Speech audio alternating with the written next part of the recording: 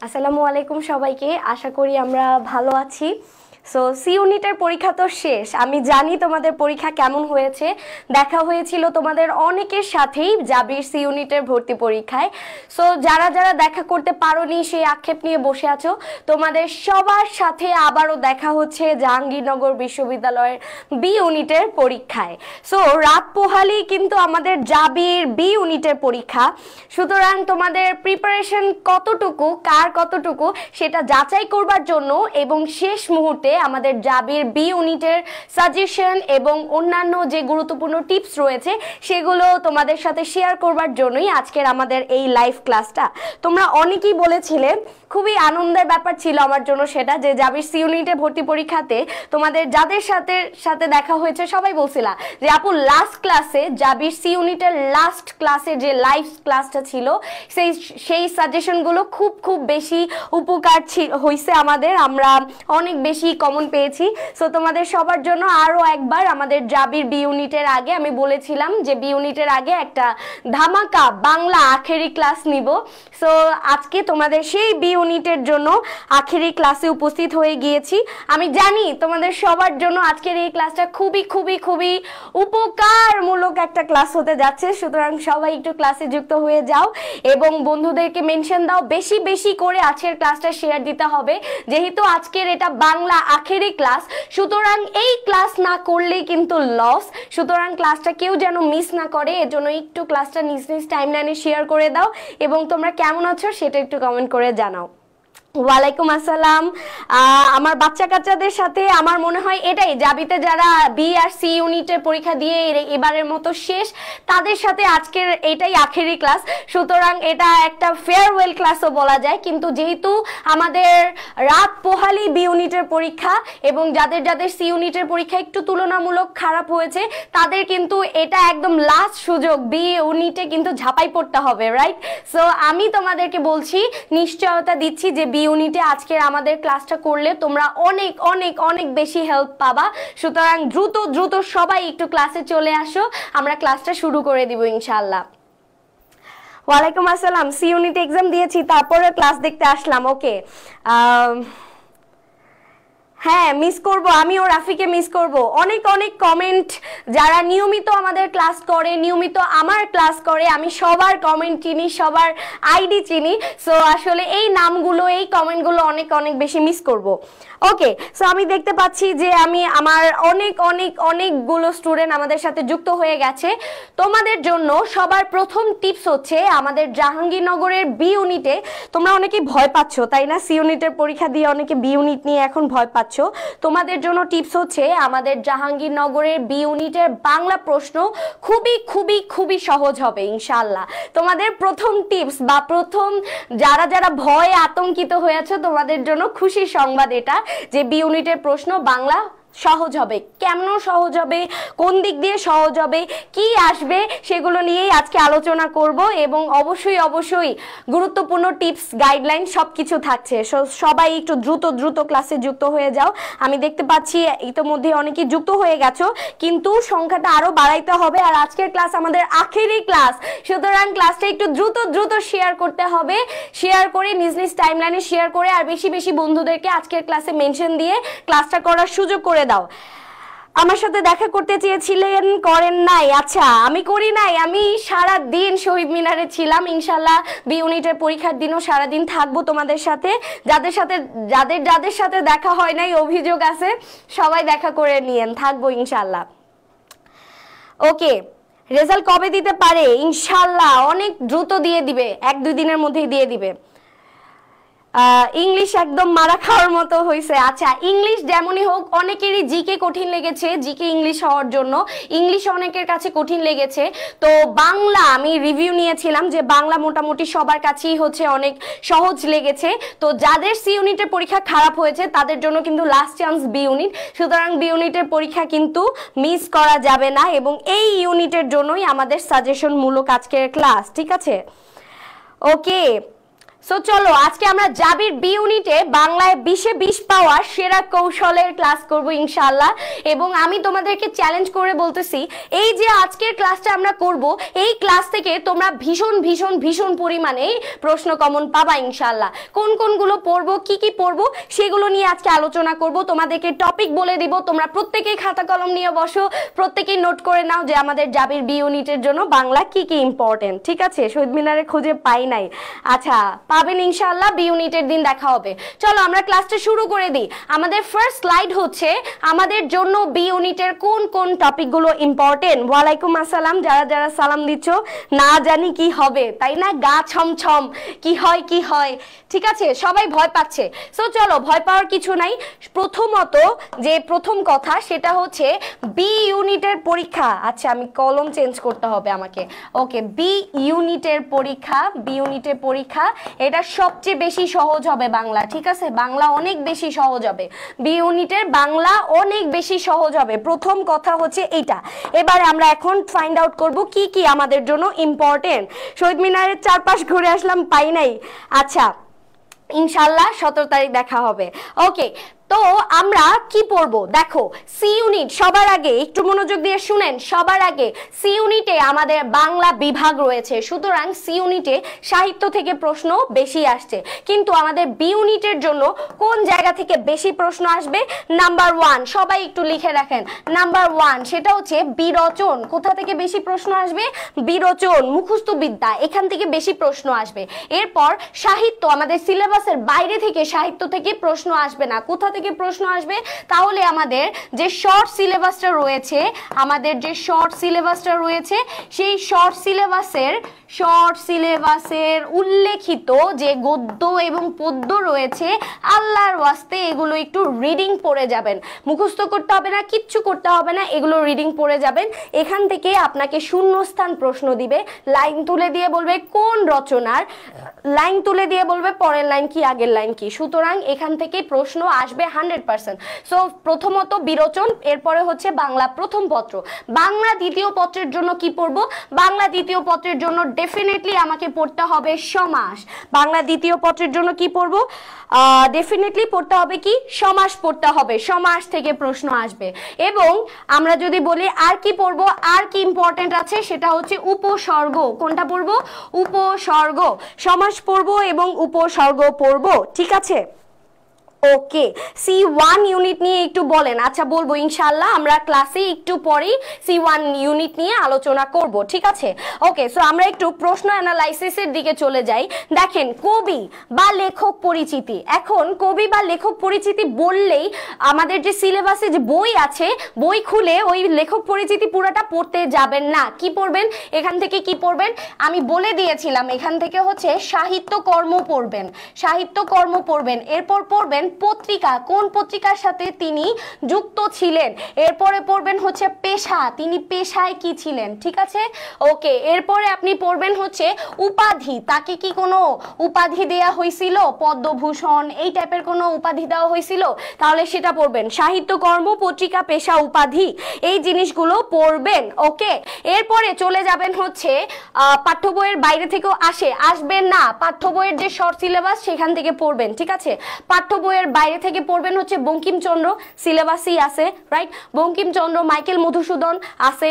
তারপরে হচ্ছে আপনি পড়বেন ঈশ্বরচন্দ্র বিদ্যাসাগর, এই জিনিসগুলো একটু পড়বেন, এর বাইরে কিছু হবে না। ঠিক আছে, আমাদের সাগর ভাই কমেন্ট করেছে আগামীকাল সন্ধ্যায় ইংরেজি সাজেশন ক্লাস নিয়ে আসবেন ইনশাআল্লাহ। আপনারা সবাই জানেন যে আমাদের সি ইউনিট ভর্তি পরীক্ষায় যারা পরীক্ষার্থীরা ছিলেন এবং পরীক্ষার পরে আমাদের সাথে যোগাযোগ করেছেন, সবাই বলছিলেন যে ইংলিশে যদি কিছু কমেন্ট আসে তাহলে সেটা হচ্ছে সাগর ভাইয়ের লাস্ট ক্লাসের যে সাজেশনগুলো সেগুলো। সো ভাই আসলে যেগুলো বলেছিলে সেগুলোই পরীক্ষায় আসছে, একদম হুবহু টেক্সট বুক থেকে সেই প্যাসেজগুলোই আসছে। সুতরাং আপনাদের জন্য মহা গুরুত্বপূর্ণ কিন্তু ইংরেজির ক্লাসটাও। এবং আবার আপনারা আমাকে সবাই বলছিলেন যে বাংলা সি ইউনিটের প্রশ্ন সহজ হয়েছিল, এবং আমার ক্লাসে যা যা ইম্পর্টেন্ট টপিকগুলো বলেছিলাম সেখান থেকে আসছিল। ইনশাআল্লাহ আজকের বি ইউনিটের এখান থেকেও আপনাদের হুবহু সেই টপিক থেকে আপনারা কমন পাবেন ইনশাআল্লাহ। সুতরাং প্রত্যেকে আজকে মনোযোগ দিয়ে ক্লাসটা করেন। ঠিক আছে, ফুল সিলেবাস থেকে বাংলা অনেক প্রশ্ন এসেছে।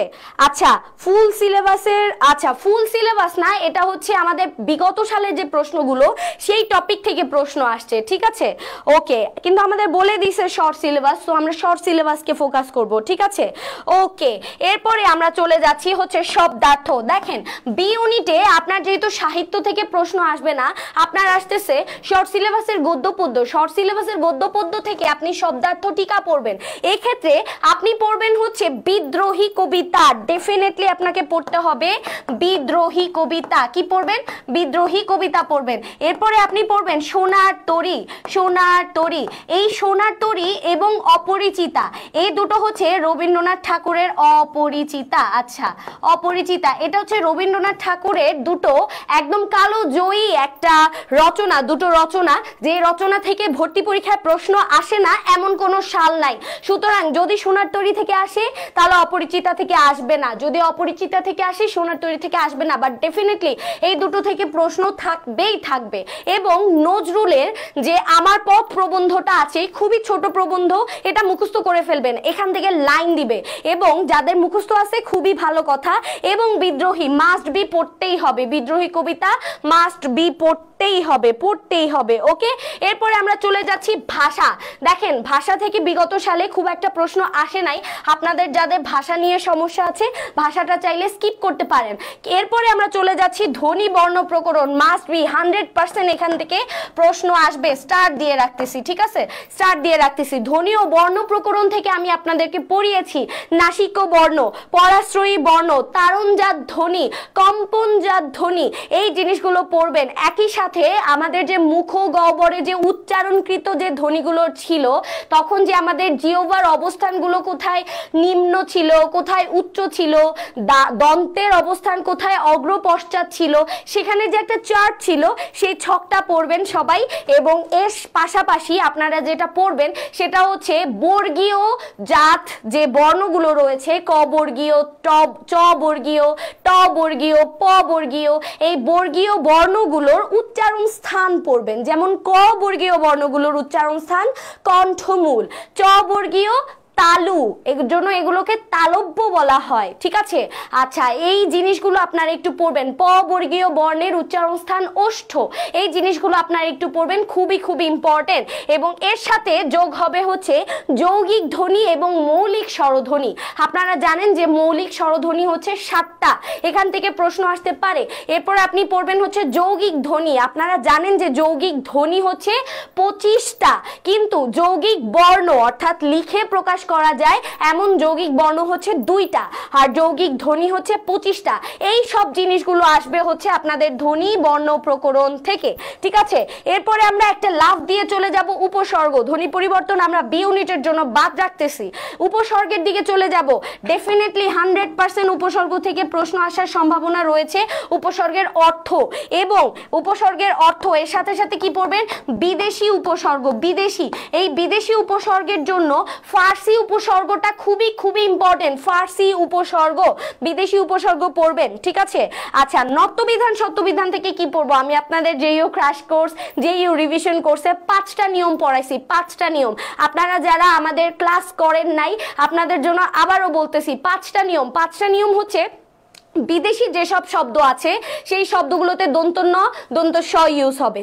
এরপরে আমি পড়িয়েছিলাম যে ক্রিয়াজাত যে বর্ণগুলো রয়েছে, ক্রিয়াজাত শব্দ, ক্রিয়া অর্থাৎ বসা, খাওয়া, শুনেন, আসেন, খান, যান, এই যে শব্দগুলো রয়েছে মানে ক্রিয়াপদ বুঝাচ্ছে, এই ক্রিয়াপদ বুঝাতে কোনো শব্দ ব্যবহৃত হলে সেই শব্দগুলো দন্ত ন এবং দন্ত স ইউজ হবে। আচ্ছা 2টা নিয়ম চলে গেল। এর পরবর্তী নিয়ম হচ্ছে আমাদের যে ট বর্গীয় বর্ণ আছে, ট বর্গীয় বর্ণ, ট, ঠ, ড, ঢ এবং মূর্ধন্য, ট, ঠ, ড, ঢ, মূর্ধন্য। এই ট বর্গীয় বর্ণের সাথে আমাদের সব সময় মূর্ধন্য এবং মূর্ধন্য স ইউজ হবে। এরপরে আমি বলেছিলাম ত বর্গীয় বর্ণ, ত, থ, দ, ধ, দন্ত ন। এই ত বর্গীয় বর্ণের সাথে সব সময় দন্ত ন অথবা দন্ত স ইউজ হবে। 4টা শেষ। এরপর 5 নাম্বার নিয়ম হচ্ছে রি, র, মূর্ধন্য স, রেফ, রফলা, জফলা এই ধরনের সিম্বলগুলো যদি থাকে, প্রতীকগুলো যদি শব্দে থাকে, তাহলে সব সময় মূর্ধন্য অথবা মূর্ধন্য স ব্যবহৃত হবে। সো এই টাইপের জিনিসগুলো আমি আপনাদেরকে পড়িয়েছিলাম, পাঁচটা নিয়ম পড়িয়েছিলাম নত্যবিধান সত্যবিধানের জন্য। এই 5 নিয়ম পড়লে এখান থেকেই 100% প্রশ্ন কমন পেয়ে যাবেন। ঠিক আছে, যারা যারা 5টা নিয়ম পড়বেন এই 5টা নিয়ম থেকে 100% প্রশ্ন কমন পেয়ে যাবেন। সো যারা যারা পড়েন নাই তাদের জন্য 5টা নিয়ম আবার রিপিট করলাম। ঠিক আছে, আচ্ছা, সো সবার জন্য 5টা নিয়ম আবার রিপিট করলাম। এরপরে জাবিতে ভর্তি পরীক্ষা দিতে হইলে আপনাকে সবার ফার্স্টে যেটা পড়তেই হবে সেটা হচ্ছে সমাস। সমাস থেকে দেখেন প্রতি বছর আল্লাহর রহমতে প্রশ্ন চলে আসছে। সো সমাস থেকে আমরা কি কি পড়বো, চলেন সমাস থেকে আমরা কি কি পড়বো জেনে রাখি। সেটা পড়বো হচ্ছে সমাস থেকে তৎপুরুষ সমাস।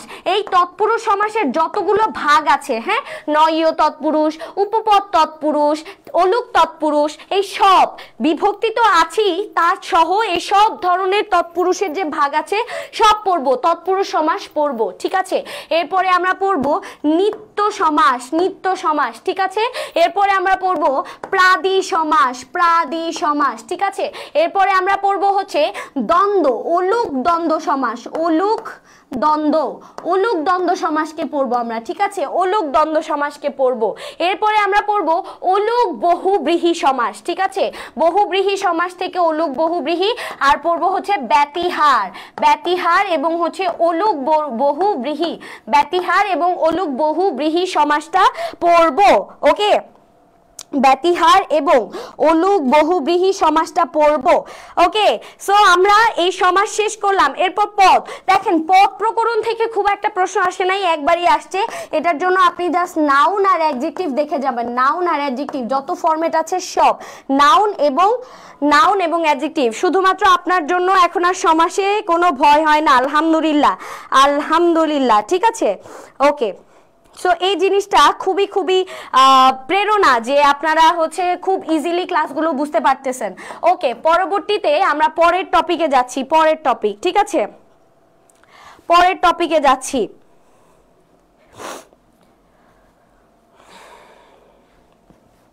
পরের টপিক হচ্ছে বাক্য শুদ্ধিকরণ।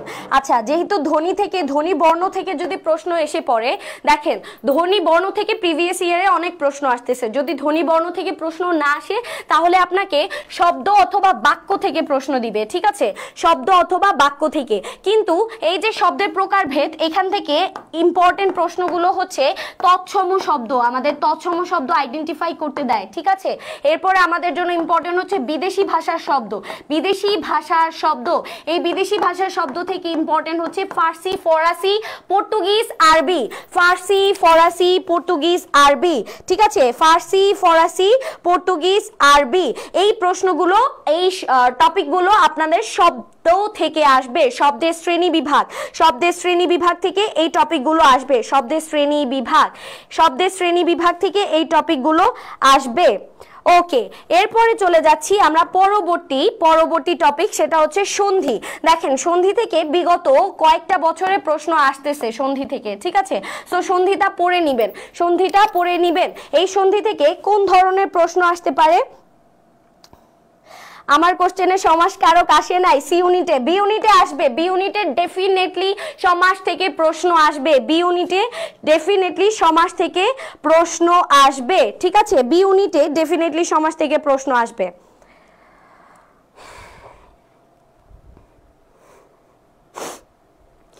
ওকে, আচ্ছা, এরপরে আমরা চলে যাচ্ছি বিপরীত শব্দ, বাগধারা। আচ্ছা, বিরোচন পাঠ থেকে আমাদের প্রশ্ন আসে, এটা জানা কথা। বিরোচন পাঠ থেকে আমরা পড়বো হচ্ছে বাগধারা, সমার্থক শব্দ, পারিভাষিক শব্দ।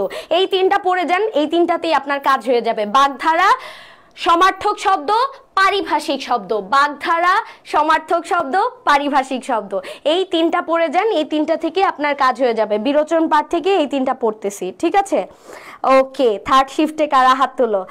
ওকে, সো চলেন এরপরে আমরা পরবর্তী যে টপিক রয়েছে বাক্য, এই বাক্য থেকে কেমন প্রশ্ন আসে, বাক্য থেকে আমাদের জটিল বাক্য, আচ্ছা কালারটা চেঞ্জ করতে হবে, জটিল বাক্য, জটিল বাক্য থেকে প্রশ্ন আসতে পারে বেশি, জটিল এবং যৌগিক, জটিল এবং যৌগিক থেকে প্রশ্ন আসতে পারে বাক্য, ঠিক আছে। প্রকৃতি প্রত্যয়, বি ইউনিটের জন্য প্রকৃতি প্রত্যয় আমরা বাদ দিতে পারি, কিন্তু বিরাম চিহ্ন থেকে আমরা প্রশ্ন পড়ব। বিরাম চিহ্ন থেকে আমি আপনাদেরকে শিখিয়েছিলাম কিভাবে মনে রাখবো।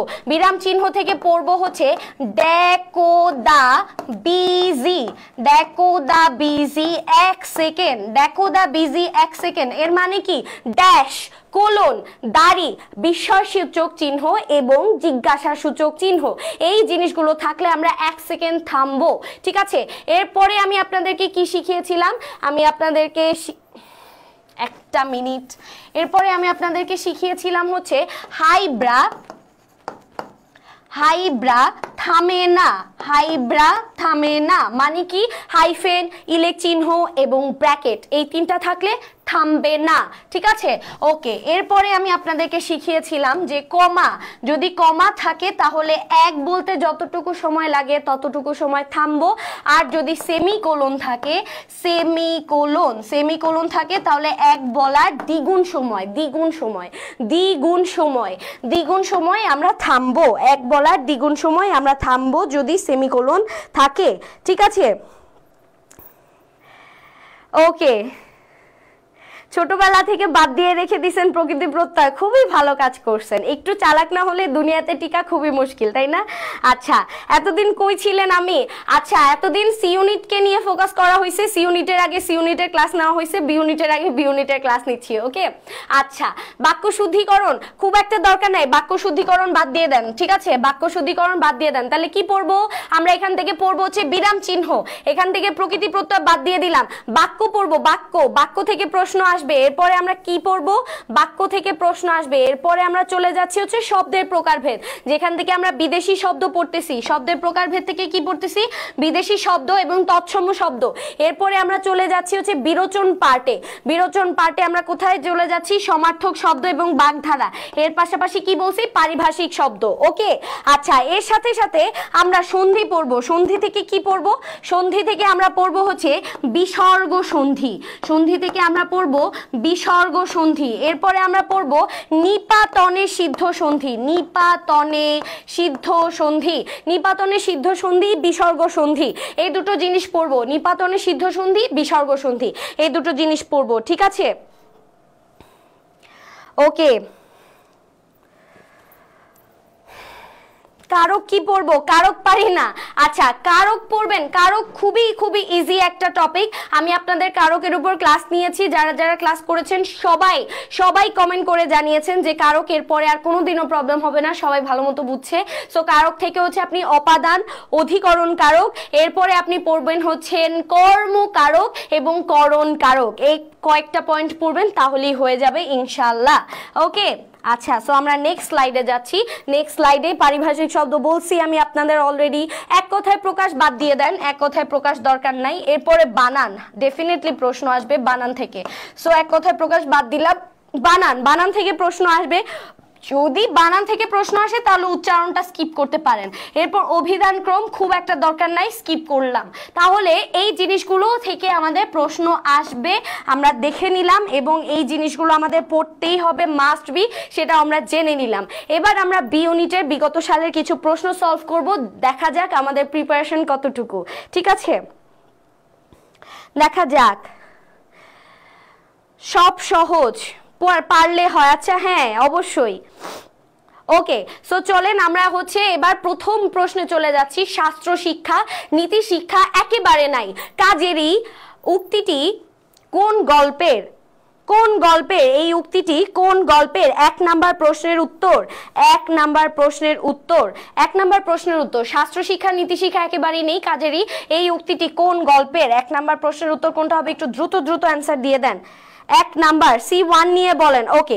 C1 নিয়ে বলতেছি, C1 ইউনিটের জন্য আপনারা একটু নাটক, আমাদের মুক্তিযুদ্ধ ভিত্তিক নাটক, আমাদের হচ্ছে ভাষা আন্দোলন ভিত্তিক নাটক, এরপরে হচ্ছে আমাদের যে পত্রিকা প্রকাশনাগুলো রয়েছে মুক্তিযুদ্ধের সময় কি কি পত্রিকাগুলো পড়া হইতো, কি কি কোন কোন রেডিওতে হচ্ছে আমাদের সংবাদ প্রচার করা হইতো, কোথায় ছিল সেই রেডিও অফিসগুলো, সেগুলো একটু জানবেন। এরপরে আপনি পড়বেন হচ্ছে সেলিম আল দ্বীন। সেলিম আল দ্বীন হচ্ছে আমাদের জাহাঙ্গীরনগরেরই একজন প্রখ্যাত একজন হচ্ছেন নাট্যকার। এই সেলিম আল দ্বীনকে আপনি পড়বেন। সেলিনা হোসেনকে পড়বেন। আমাদের বাংলাদেশের বিখ্যাত যারা নাট্যকার রয়েছেন এবং একই সাথে আমাদের বাংলাদেশের বিখ্যাত যারা ভাস্কর রয়েছেন, আমাদের বাংলাদেশের বিখ্যাত যারা শিল্পী রয়েছেন, চিত্রশিল্পী জয়নুল আবেদিন, কামরুল হাসান, এদেরকে নিয়ে আপনারা একটু পড়াশোনা করবেন। এখান থেকে আপনাদের প্রশ্ন আসতে পারে, ঠিক আছে? ওকে, এরপরে আমরা চলে যাচ্ছি প্রথম প্রশ্ন। প্রথম প্রশ্ন কি? আমাদের প্রথম প্রশ্নের অ্যান্সার হচ্ছে বিলাসী। বিলাসী শরৎচন্দ্র থেকে আমাদের দেখছি এর আগেও প্রশ্ন আসছে। বিলাসী গল্পের মৃত্যুঞ্জয় কয়দিন অজ্ঞান অচৈতন্য অবস্থায় পড়েছিল? এটা অনেকবার প্রশ্ন আসছে, আমি আপনাদেরকে ক্লাসে সলভ করিয়েছি। আপনারা একটু দ্রুত অ্যান্সার করে দেন, ঠিক আছে? দ্রুত অ্যান্সার করে দেন। কথাগুলো নর্মালিও বলা যায়। আমি কি মুখ চোখ ভেঙায়া হচ্ছে ঢং করে টিকটক বানাইতে বসছি আপনাদের সাথে? আমি কি কথা নর্মালি না বলে অ্যাবনর্মালি বলতেছি? আমি জানি না আসলে। আমি আসলে আপনারা পাগল, নাইলে আমি পাগল হয়ে গেছি, এর জন্য হয়তো বা অ্যাবনর্মালি লাগতেছে। ওকে, যার কাছে নর্মাল লাগতেছে না সে হয়তো পাগল, নাইলে আমি পাগল। ওকে, সো আমরা 2 এর অ্যান্সার দাগাচ্ছি। 2 অ্যান্সার হচ্ছে 10 থেকে 15 দিন এক্স্যাক্টলি। সো যখন পরীক্ষায় প্রশ্ন আসে 10, 15, 15, 20, তারপর হচ্ছে 10, 12, তখন কনফিউশনে পড়ে যায়। সো রাইট অ্যান্সার হবে অপশন বি।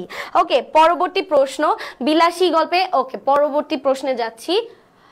রাজবন্দির জবানবন্দি প্রবন্ধটি কার লেখা? দেখেন, রবীন্দ্রনাথ এবং কাজী নজরুল আমাদের জন্য ইম্পর্টেন্ট। কাজী নজরুল বা রবীন্দ্রনাথ, যে কোনো একজনের কাছ থেকে প্রশ্ন আসবে যে এটা কার সাহিত্যকর্ম। সো এই দুজনকে অবশ্যই পড়বেন, ঠিক আছে? অবশ্যই পড়বেন। এরপরে আমরা চলে যাচ্ছি পরবর্তী প্রশ্নে। পরবর্তী প্রশ্ন, রেইনকোট গল্পে প্রিন্সিপালের কোয়ার্টার মাঠ পেরিয়ে কোন দিকে? মাঠ পেরিয়ে কোন দিকে? বিসমিল্লাহ বলে বা দিকে দাগায় দিবেন, কারণ মাঠ পেরিয়ে কোন দিকে? বা দিকে একটা চন্দ্রবিন্দু আছে, ঠিক আছে? অপশনে এটাও থাকতে পারে বা দিকে বা বাম দিকে। দাগাবেন কোনটা? বা দিকে, কারণ পরীক্ষায় বইয়ে যেটা আছে সেটাই ফলো করে। রবীন্দ্রনাথ ঠাকুরের উপন্যাস নয় কোনটা?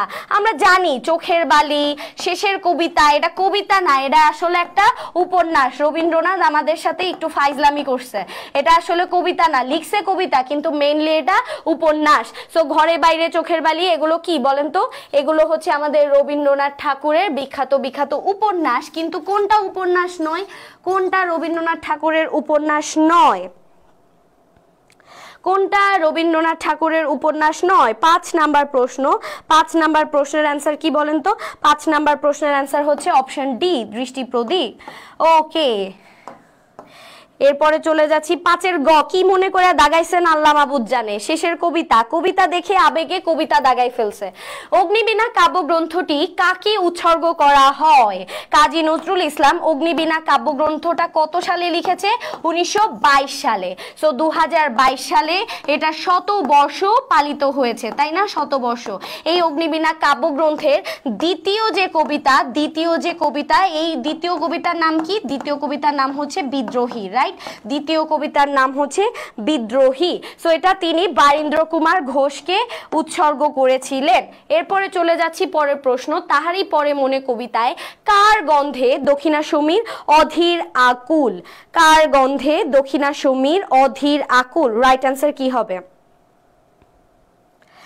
রাইট অ্যান্সার কি হবে? কার গন্ধে দক্ষিণা সমীর অধীর আকুল। 7 নাম্বার প্রশ্ন, কার গন্ধে দক্ষিণা সমীর অধীর আকুল? রাইট অ্যান্সার কি হবে? 7 নাম্বার প্রশ্নের অ্যান্সার কার গন্ধে দক্ষিণা সমীর অধীর আকুল। 7 নাম্বার প্রশ্ন, কিসের গন্ধে? কিসের গন্ধে বলেন তো? আমির মুকুলের গন্ধে, মাধবী কুড়ির গন্ধে, পুষ্পারতির গন্ধে? কিসের গন্ধে? কিসের গন্ধে? ভেরি গুড, আমের মুকুলের গন্ধে। কারণ বসন্তের সময় আমের মুকুলের স্মেল পাওয়া যায়। শপে, এই যে শপে, এই শপে মানে কি বলেন তো? এই যে শপে, আমাদের সময় জাহাঙ্গীরনগরে এই প্রশ্নটা আসছিল যে শপে, এই শপে মানে কি? একটা চন্দ্রবিন্দু আছে, তাই তাই না? এই সপে মানে হচ্ছে সমর্পণ করা, এইখান থেকে প্রশ্ন আসতে পারে, সমর্পণ করা। আচ্ছা, কি কোন জিনিসটাকে সমর্পণ করে? আত্মাকে, নিজের আত্মাকে সমর্পণ করে। ওকে, সো রাইট আনসার হবে অপশন এ। সো আমরা নেক্সট প্রশ্নে যাচ্ছি। সালামের মুখে আজ ড্যাশ, এটা কি হবে? দেখেন, এইভাবে মনে রাখবেন, সালামের মুখে, সালামের মুখ দেখলে আমাদের যে তরুণ শ্যামল পূর্ব বাংলা, মানে সালামের মুখটা অনেক বেশি ইনোসেন্ট, সালামের মুখ দেখলে তরুণ শ্যামল পূর্ব বাংলার কথা মনে পড়ে। কিন্তু সালামের চোখ হচ্ছে লাল, ছলছল করতেছে। ঢাকা শহরের মুক্তিযুদ্ধের শেষ সময় ঢাকা শহরের অবস্থা, যে অস্থিতিশীল অবস্থা ছিল, সেটা ওর চোখে ফুটে উঠছে। সো সালামের চোখ হচ্ছে আলোচিত ঢাকা, আর সালামের মুখ হচ্ছে তরুণ শ্যামল পূর্ব বাংলা। সো রাইট আনসার কি হবে বলেন? রাইট আনসার হবে অপশন বি, তরুণ শ্যামল পূর্ব বাংলা। নেক্সট প্রশ্নে যাচ্ছি। নিচের কোন বাক্যটি শুদ্ধ? বিনয়পূর্বক নিবেদন করি মেয়েটি স্বয়ম্বর। স্বয়ম্বর হবে নাকি স্বয়ম্বরা হবে বলেন তো? ত্রিনয়নী রক্ষা করো, যার লাঠি তার ঘাটি। রাইট আনসার কোনটা হবে? বাক্য কোনটা, কোন বাক্যটা শুদ্ধ? 10 নাম্বার প্রশ্ন। 10 নাম্বার প্রশ্ন, রাইট আনসার কি হবে? লাল কেন? আচ্ছা, চোখ কি কোনোদিনও নীল কালার হয় জীবনও দেখছেন? চোখ জীবনও নীল কালার হইতে দেখছেন? চোখ জীবনেও হচ্ছে সবুজ কালার হইতে দেখছেন? দেখেন নাই তো। তাহলে চোখ লালই হবে, কারণ ওর চোখে হচ্ছে ছলছল করতেছে, পানি ছলছল করতেছে। তরুণ শ্যামল বাংলার যে কিশোরটা ছিল, সেই কিশোর সালাম, ওর চোখে দেখতে পারতেছে যে মানুষ খুন হচ্ছে, গুলি করতেছে। সো ঢাকা শহরের যে খারাপ অবস্থা, এটা দেখে ওর চোখ ছলছল করতেছে। আর চোখ যখন পানিতে ছলছল করে, তখন চোখ কি বেগুনি কালার হয় নাকি লাল হয়? সো এর জন্যই ওর চোখ লাল। ঠিক আছে, ওকে। সো 10-এর রাইট আনসার কি? 10-এর রাইট আনসার হচ্ছে অপশন এ, বিনয়পূর্বক নিবেদন করি। 11 নাম্বার প্রশ্ন। লাল সালু উপন্যাসে মজিদের আনা শাড়িটির বৈশিষ্ট্য, তিনি একটা বেগুনি কালারের শাড়ি আনে। ঠিক আছে, জাস্ট এইটুকু মনে রাখবেন। মজিদ লাল সালু উপন্যাসের যে ভণ্ড মজিদ, এই ভণ্ড মজিদ তিনি কি করে বলেন তো? একটা বেগুনি কালারের শাড়ি আনে। এটা বেগুনি কালার দিয়েই দাগাবো, বেগুনি কালারের একটা পেন দিয়েই দাগাইলাম। ঠিক আছে, তিনি বেগুনি কালারের শাড়ি নিয়ে আসে, কালো পাড় বেগুনি কালার। আচ্ছা, পরের প্রশ্ন। শওকত জঙ্গ আপনাদেরই ছেলে, সে নবাবি পেলে প্রকারান্তরে আপনারাই তো দেশের মালিক হয়ে বসবেন। সিরাজউদ্দৌলার নাটকে ঘসিটি বেগম কাকে উদ্দেশ্য করে উক্তিটি বলেন? দেখেন, আমাদের যদি সাহিত্য পাঠের, আমাদের যদি সহপাঠ থেকে প্রশ্ন আসে, তাহলে এই টাইপের প্রশ্ন আসবে। কে কাকে কি বলেছে, কে কাকে কি বলেছে, কে কাকে কি বলেছে, এখান থেকে প্রশ্ন আসবে। ওকে, কে কাকে কি বলেছে। ওকে, তাহলে 12 নাম্বার প্রশ্ন, ইনি কাকে উদ্দেশ্য করে বলছে? জগৎ শেঠ। ওকে, এরপরে পরবর্তী প্রশ্ন 18 আনা বাগধারাটির অর্থ কি? 18 আনা বাগধারা থেকে প্রশ্ন আসবে, একদম শিওর থাকেন। সো 18 আনা এই বাগধারাটার অর্থ কি? 18 আনা এই বাগধারা, দেখেন আমরা নরমালি 16 আনা বললে আমরা সম্পূর্ণ বুঝি। ঠিক আছে, 16 আনা মানে হচ্ছে সম্পূর্ণ বুঝলে আমরা 16 আনা বুঝি। তাহলে 16 আনা যদি সম্পূর্ণ হয়, 18 আনা মানে কি? 18 আনা মানে হচ্ছে একটু বেশি হয়ে গেল না? একটু বেশি। সো বাড়াবাড়ি বা বেশি বোঝাতে 18 আনা বাগধারাটা ইউজ করা হয়। সো বেশি বোঝাতে 18 আনা ইউজ করা হচ্ছে। 14 নাম্বার প্রশ্ন। ক্রন্দশী এর পূর্ণরূপ কি? ক্রন্দশী এর পূর্ণরূপ,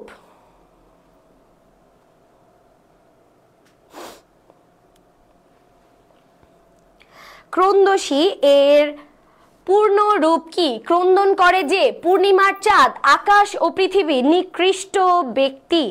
রাইট অ্যান্সার কি হবে? ক্রন্দশী এর পূর্ণরূপ কি? ক্রন্দশী এর পূর্ণরূপ অর্থাৎ এটা একটা এক শব্দ উত্তর। এটাকে যদি আমি ভাঙি তাহলে কি পাবো? ক্রন্দশীকে আমি কি পাবো? 14 নাম্বার প্রশ্ন, ভেরি গুড। 14 নাম্বারের অ্যান্সার হচ্ছে আকাশ ও পৃথিবী। আকাশ ও পৃথিবীকে একসাথে ক্রন্দশী বলা হয়। খুব সুন্দর একটা নাম, তাই না? আচ্ছা, সো এরপরে আমাদের যে স্লাইডটা আছে সেটা হচ্ছে আমাদের জাবির পরবর্তীতে আমরা কি করব। যা আমি অনেকের সাথেই কথা বলছি যে অনেকের রাজশাহী টার্গেট রয়েছে, অনেকের গুচ্ছ টার্গেট রয়েছে, অনেকের চট্টগ্রাম টার্গেট রয়েছে। যারা ওই পাশে থাকে আশেপাশে তাদের রাজশাহী চট্টগ্রাম এটা অনেক টার্গেট রয়েছে। সো আপনাদের সবার জন্য রাজশাহী চট্টগ্রাম গুচ্ছর সাথে 7 কলেজ বলা যাবে না, 7 বিশ্ববিদ্যালয় এবং ন্যাশনাল সব কিছু মিলায় আমরা একটা কোর্স নিচ্ছি। কারণ বিভিন্ন টাইমে বিভিন্ন কোর্সে ভর্তি হইলে আপনারা পাগল হয়ে যাবেন। সো আপনাদের সবার কষ্ট কমাইতে আমরা জাস্ট একটা কোর্সেই আমরা অল ইন ওয়ান কোর্স চালাচ্ছি। সুতরাং আমাদের জাবির ভর্তি ঠিক পরের দিনই আপনার কাজ হবে অল ইন ওয়ান কোর্সে ভর্তি হয়ে যাওয়া। বি ইউনিটের পরেই আপনারা অল ইন ওয়ান কোর্সে ভর্তি হয়ে যান। আপনাদের সাথে সেখানেও নিয়মিত দেখা হবে ইনশাল্লাহ। ওকে, এরপরে আপনি যদি ডিপ্রেশনে থাকতে চান তাহলে জাবিতে পরীক্ষা দেন। জি না, সঠিক উত্তর হবে আপনি যদি ডিপ্রেশনে থাকতে চান তাহলে না পড়ে চেলচালায়া পরীক্ষার হলে পরীক্ষা দিতে যান, তাহলেই আপনি ডিপ্রেশনে পড়ে যাবেন। ঠিক আছে? যারা যারা পড়ালেখা করে জাবিতে ভর্তি পরীক্ষা দিতে আসছে তারা কেউ কোনোদিনও প্রশ্ন দেখে ডিপ্রেশনে পড়ে নাই। যদি না পড়ে আসেন ডিপ্রেশনে আপনি যাবেন না তো কি আমি যাব? ওকে, সো আমরা পরের প্রশ্ন আসতেছি। পরের প্রশ্ন 15 নাম্বার প্রশ্ন, সাহিত্যের যুগগুলো থেকে বি ইউনিটে প্রশ্ন আসবে না, কিন্তু যদি আসে তাহলে সেটা আধুনিক যুগ। কারণ আমাদের যে এখনকার যুগ এইখান থেকে প্রশ্ন আসতে পারে। ঠিক আছে? ওকে, এই ব্যাচ কতদিন চলবে? এই ব্যাচ মানে অল ইন ওয়ান কোর্স, আমাদের ব্যাচ শেষ, আমরা এখন আখেরি ক্লাস করাচ্ছি। All in one course batch শুরু হয়ে যাবে, যেখানে আমরা রাজশাহী চট্টগ্রাম গুচ্ছ ভর্তি পরীক্ষার আগ পর্যন্ত ক্লাস নিব ইনশাআল্লাহ। 15 নাম্বার প্রশ্ন, সমার্থক শব্দ, আহব যুদ্ধ। আহব মানে যা, যুদ্ধ মানেও তা, সো এই দুটো সিমিলার ওয়ার্ড। 16 নাম্বার প্রশ্ন, উৎকট শব্দের শব্দার্থ লিখো। উগ্রতা, ঋণ, জলীয়, বৃষ। রাইট অ্যান্সার কি হবে? রাইট অ্যান্সার উৎকট। উৎকট শব্দের শব্দার্থ। আমি বলছিলাম যে আপনাদের শব্দার্থ থেকে প্রশ্ন আসবে, রাইট? সো শব্দার্থ থেকে প্রশ্ন আসলে কেমন টাইপের প্রশ্ন আসবে? উৎকট। উৎকটের হচ্ছে শব্দার্থ জানতে চাইছে। উগ্রতা, ঋণ, জলীয়, বৃষ। রাইট অ্যান্সার কি হবে? আগে যারা ভর্তি ছিল তাদেরও কি এই কোর্সে ভর্তি হতে হবে? শুধুমাত্র অল ইন ওয়ান কোর্সে যারা ভর্তিকৃত শিক্ষার্থী আছে তাদের ভর্তি হতে হবে না, কিন্তু যারা জেইউ ক্র্যাশ কোর্সে ভর্তি ছিলেন আপনাদের আবারও ভর্তি হইতে হবে। ঠিক আছে? অল ইন ওয়ান কোর্সের যারা শিক্ষার্থী তারা শুধু ভর্তি হবে না। ওকে, বি ইউনিটে কি প্রশ্ন রিপিট হয়? না, টপিক রিপিট হয়। ঠিক আছে? টপিক রিপিট হয়। 16 নাম্বার প্রশ্ন, উৎকট শব্দের শব্দার্থ কি? উৎকট। উৎকট শব্দের শব্দার্থ কি? পাইছি দুইজন পাপিকে, একজন বলছে এ, একজন বলছে বি। এবার বলেন। ও মাশাআল্লাহ, একজন বলছে সি, একজন বলছে ডি। 4 ধরনের পাপিকে পাওয়া গেছে। 4 ধরনের পাপিকে পাওয়া গেছে। এবার বলেন উৎকট শব্দের শব্দার্থ কি হবে? আচ্ছা দেখেন, উৎকট, উৎকট মানে হচ্ছে তীব্রতা। ফার্স্টে লিখবো না ওইটা, ফার্স্টে লিখতেছি তীব্রতা। উৎকট, উৎকট শব্দের অর্থ হচ্ছে তীব্রতা, মানে সহ্য করা যাইতেছে না, একদমই সহ্য করা যাচ্ছে না। তাহলে কি সেটা সহ্য করা কষ্টকর হইলে সেটাকে বলে দুঃসহ, তাই না? দুঃসহ, তীব্রতা তার মানে বাড়াবাড়ি, এক্সেস, এটাকে আমরা উগ্রতাও বলি। সো রাইট অ্যান্সার কি হবে বলেন তো? রাইট অ্যান্সার হবেন অপশন এ। যারা বি সি ডি বলছেন আপনাদের অভিনন্দন, আপনাদের প্রশ্নের উত্তরটা ভুল হয়েছে। ওকে, প্রশ্নের উত্তরটা আপনাদের ভুল হয়েছে। আচ্ছা, পরের প্রশ্ন, ক্লাস কবে শুরু হবে? ইনশাআল্লাহ আমাদের জাবির বি ইউনিটের ভর্তি পরীক্ষার ঠিক কিছুদিনের মধ্যেই ক্লাস শুরু হয়ে যাবে, কারণ আপনাদের পরবর্তী পরীক্ষাটাও খুব কাছাকাছি শুরু হয়ে যাবে। ওকে, ইনশাআল্লাহ ক্লাস খুব দ্রুত শুরু হয়ে যাবে। আমরা ক্লাসের শিডিউল পোস্ট করে দিব। অন্ত, অন্ত প্রায় সমুচ্চারিত শব্দের সঠিক অর্থগুচ্ছ কি? অন্ত, অন্ত, অন্ত, অন্ত। এই অন্ত মানে কি? এই অন্ত মানে কি? বলেন, রাইট অ্যান্সার বলেন। এই অন্ত মানে কি? এই অন্ত মানে কি? দুই টাইপের অন্ত দেয়া আছে। এবার দুটোর রাইট অ্যান্সার কি হবে? দুটোর অর্থ কেমন? 17 নাম্বারের অ্যান্সার সে ও 17 নাম্বার। হ্যাঁ, এই যে দেখেন, যদি আমরা একটা বিসর্গ ইউজ করি, তাহলে এই অন্তমানি হচ্ছে মধ্যে, আর যদি বিসর্গ ছাড়া ইউজ করি তাহলে এই অন্তমানি হচ্ছে শেষ। সুতরাং রাইট অ্যান্সার হচ্ছে অপশন এ, নফেল অ্যান্সার দিয়েছে, গুড। উদ্ধরণ চিহ্ন, এখানে উদ্ধর বা উদ্ধরণ, একটা মূর্ধন্য লাগাইতে পারি। হ্যাঁ, উদ্ধর বা উদ্ধরণ। পরের প্রশ্নে চলে গেছি। আচ্ছা, 18 নাম্বার প্রশ্ন, উদ্ধর বা উদ্ধরণ চিহ্ন, এই দুটো এর জন্য থামতে হয়। এক বলার দ্বিগুণ সময়, এক বলতে যে সময় প্রয়োজন, 1 সেকেন্ড থামার প্রয়োজন নাই। ব্যাপারটা এমন নয় যে না পড়ে ইংলিশ। হ্যাঁ, এই তো এটাই হচ্ছে না পড়ে ইংলিশে যে জিকে যে ইংলিশে আসতে পারে, এটা কিন্তু খুবই নর্মাল বিষয়। আপনি ইংলিশে যেহেতু প্রিপারেশন নিয়ে গেছেন, সো জাহাঙ্গীরনগরের জিকেটা যদি ইংলিশে আসে খুবই নর্মাল ব্যাপার, এখানে ঘাবড়ানোর কিছু নাই। আপনার পারা প্রশ্ন থেকে অ্যান্সার আসছে, সুতরাং এটা খুবই অ্যান্সার করা খুবই দরকার ছিল। ঠিক আছে, এটা না পারাটাই আমাদের ওই সময় আমাদের একটা ব্যর্থতা, যে ওই মোমেন্টে আমরা পারি নাই, কিন্তু অ্যাকচুয়ালি আমরা এগুলো পারি, কারণ আমরা এগুলো পড়ে গেছি, রাইট। আচ্ছা, এবার 8 নাম্বার প্রশ্ন। 8 নাম্বার, উদ্ধরণ চিহ্নর জন্য কি থামতে হবে নাকি হবে না? আচ্ছা, দুই টাইপের প্রশ্ন পাচ্ছি আমি, দুই টাইপের অ্যান্সার পাচ্ছি। যে আমি যদি এক বলতে যে সময় প্রয়োজন, মানে অনেকে বলতেছে বি। আচ্ছা, ওকে, আরেকজন বলতেছে, অনেকে বলতেছে হচ্ছে থামার প্রয়োজন নাই, ডি।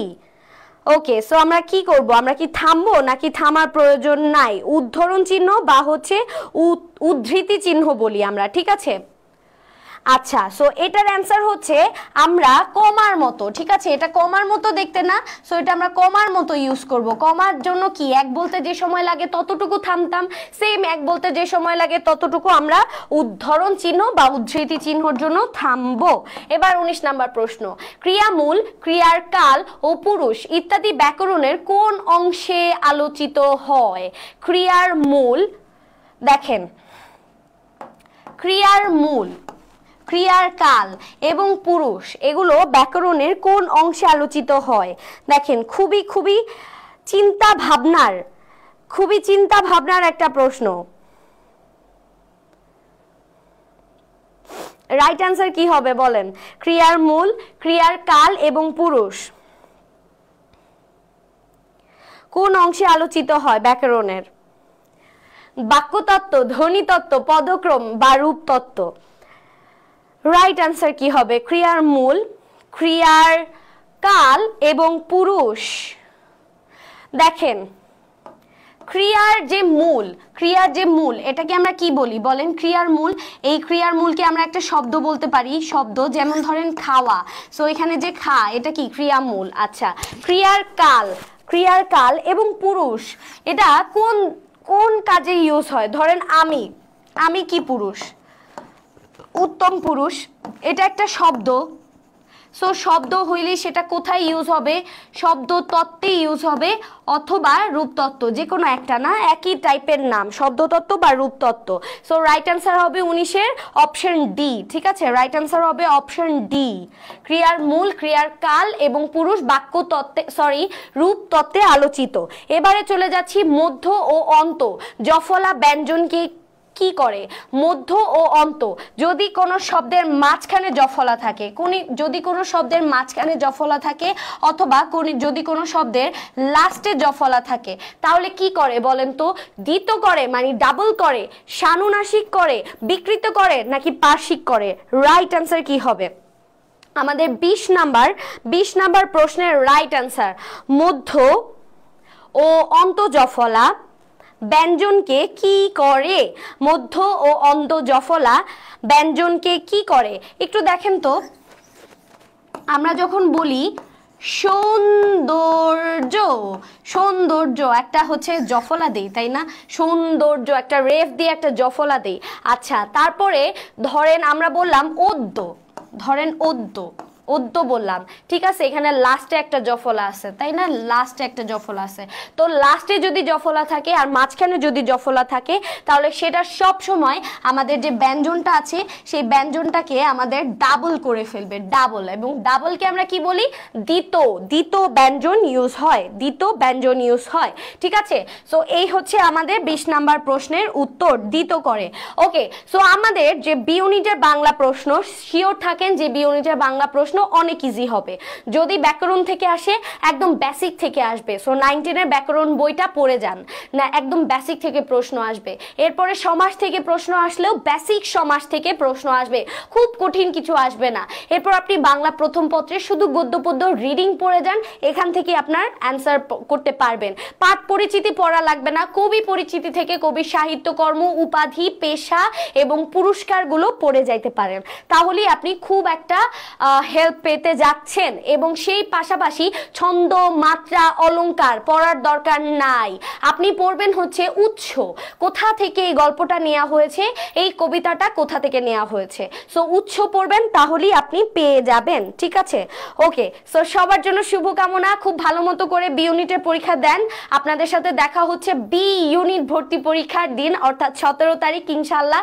আপনাদের সবার সাথে দেখা হচ্ছে যারা সি ইউনিটে পরীক্ষা, C1 ইউনিটে পরীক্ষা দিতে যাচ্ছেন তাদের সাথে ইনশাল্লাহ দেখা হচ্ছে। আমরা আবারও লিজেন কেয়ার টিম ইনশাল্লাহ 17 তারিখ শহীদ মিনার চত্বরে থাকবো। দেখা করবেন, পরীক্ষার আগে বা পরে দেখা করে যাবেন ইনশাল্লাহ। সুতরাং সবার জন্য শুভকামনা। এবং আজকের আখেরি ক্লাসে যে গুরুত্বপূর্ণ টপিকগুলো দাগিয়ে দিয়েছি শুরু থেকে, সেই টপিকগুলো একটু পড়ে যান, ইনশাল্লাহ পরীক্ষা ভালো হবে। সো আপনাদের পরীক্ষা ভালো হোক এবং আপনাদের আমাদের 700 এগোরে স্বাগত জানাচ্ছি। সবার জন্য শুভকামনা ও দোয়া রইল। আজকের ক্লাসটি এতটুকুই। আল্লাহ হাফেজ।